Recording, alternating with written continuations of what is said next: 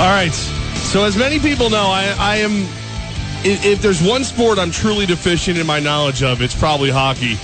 So I like to call out the big guns to back us up. Voice of the Albany Devils, Josh Heller, here with us. Josh, now, have you just seen too much hockey for 1 year, and am I calling you at a bad time, or are you still just completely dug in and watching with bated breath as the Stanley Cup Finals are going on? Hey, I'll tell you what, there's no such thing as too much hockey to watch. That's for sure. And actually, I'm on vacation right now, and my wife just went back to work, so it's my first day home alone with my son, and nice. It's an experience, I'll tell you that much. So if you hear some crying in the background, it's probably him. Maybe me, but probably. How old's your son?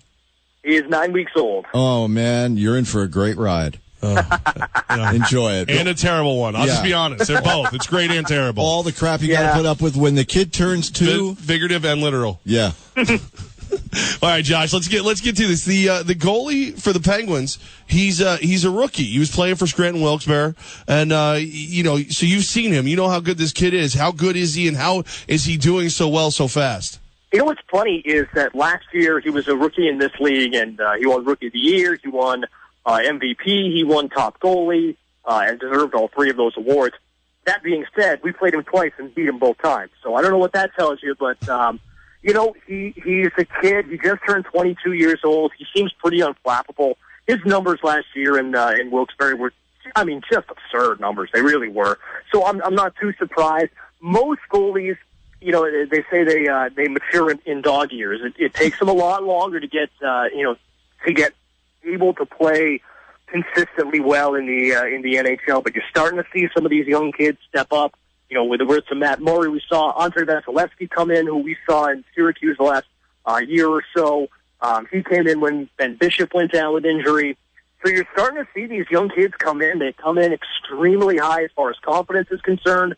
And it doesn't help that he has a pretty good team out in front of him, pretty good defensive core out in front of him that, makes any mistakes that he may make kind of limits how bad they turn out. But he's a kid that is brimming with confidence as well. He should be, and he's a big reason why not only this team is going to or is in the Stanley Cup Finals. It's funny, there were a lot of calls over the off season about Matt Murray, and the Penguins weren't interested in dealing him, even though he had never played in the NHL. And it turns out they were pretty smart. It'll be interesting to see what happens with Marc-Andre Fleury in the off season. Josh, the Penguins dominated the opening period. I think it was 15-4 shot advantage. How can the Sharks slow them down in Game 2?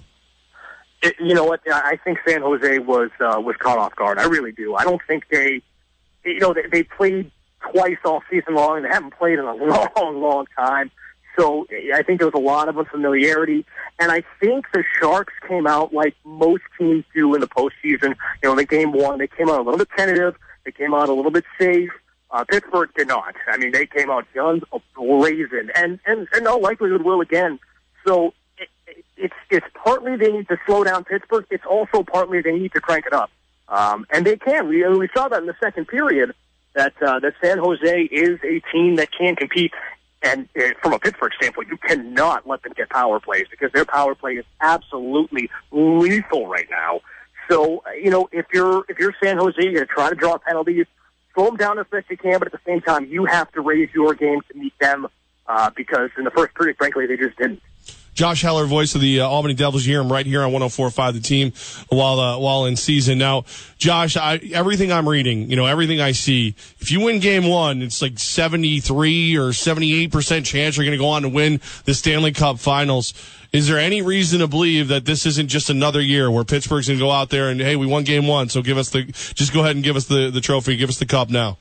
Hey, listen, the series doesn't start until a team loses on the road. So I'll leave it at that. Sure, winning Game 1 is important, and obviously if they can take a 2-game sit-on lead, both games at home.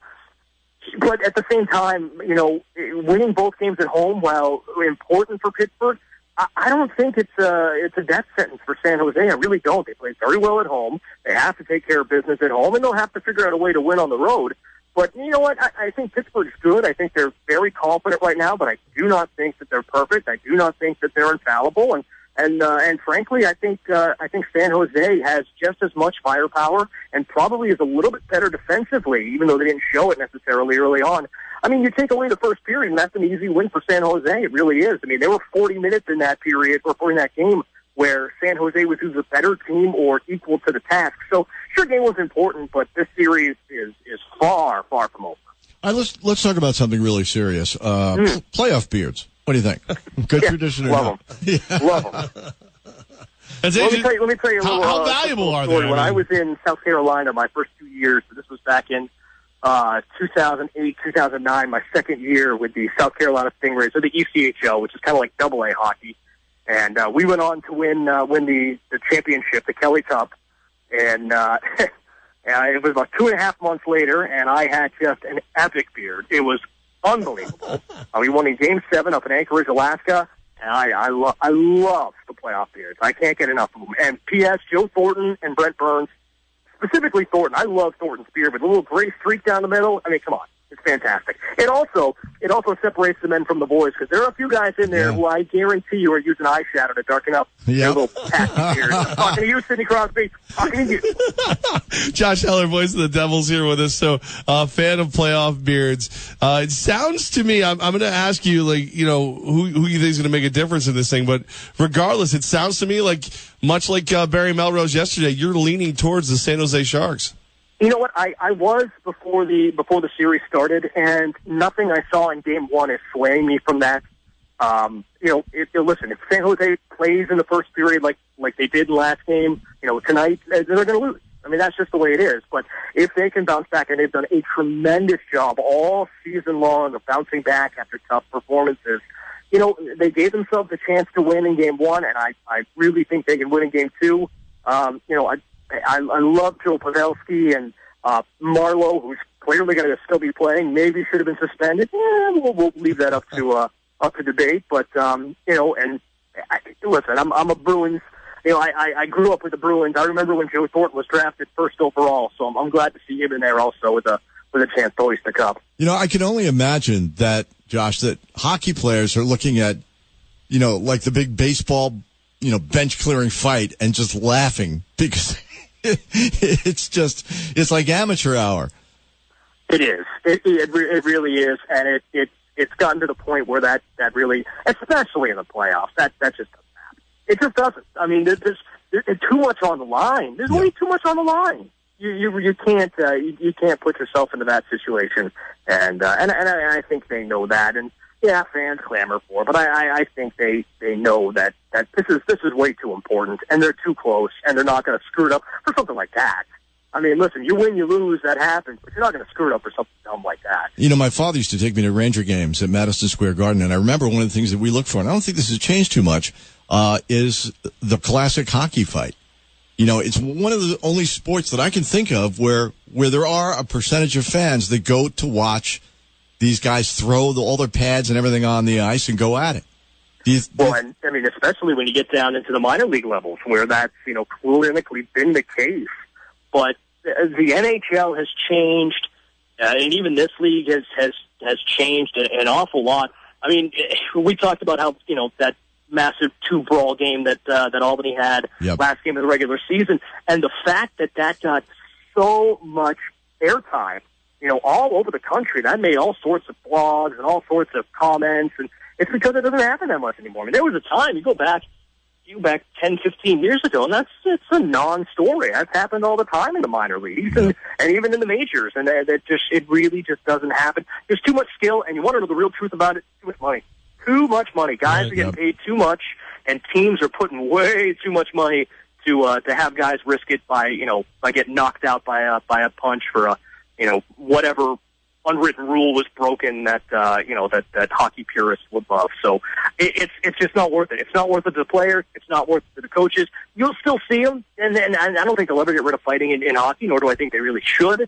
But it's going to be less and less important, and you're going to have that quintessential fighter, tough guy, goon, whatever you want to call him, pretty much be a non-factor. There'll be guys that can fight, but you don't have guys who do fight all the time. Josh Heller, voice of the Albany Devils. I thought they put you in like styrofoam peanuts, boxed you up, and then brought you out for the start of the season. So I'm thrilled to know you really do exist. I do. Hey, funny, just thought about this. So I told you we won the Kelly Cup back in 2008, 2009. You know who our goalie was who won that game 7 for us? His name was James Reimer. He's backing up in San Jose. Oh, look at that. Nice. That's pretty cool. I like that. Small world, man. after all. Yeah, absolutely. Josh, you can follow him at Josh_Heller. And you can also find out that he continues to exist outside of the hockey rink, like we have. And we appreciate you taking the time to break it down with us. And we will most likely be picking your brain, as we go further into the Stanley Cup Finals. Hey, guys, happy to do it. And if you ever need, I'd love to talk some Copa America. That's, soccer's my jam during the summer. All right. I mean, Yeah, that's good. yeah, I'm in. That might be the only other sport that I have trouble with, but if we can do it, at the beer garden at 9 a.m. with a beer in my hand, I can definitely get into it. You know what? It just makes me sound smarter. That's really what I'm going for. There you go. All right, I just realized if you get really great at the niche sports, the ones that people, not the big 3 or big 4, nobody can correct you. That's brilliant. I'm going to do that.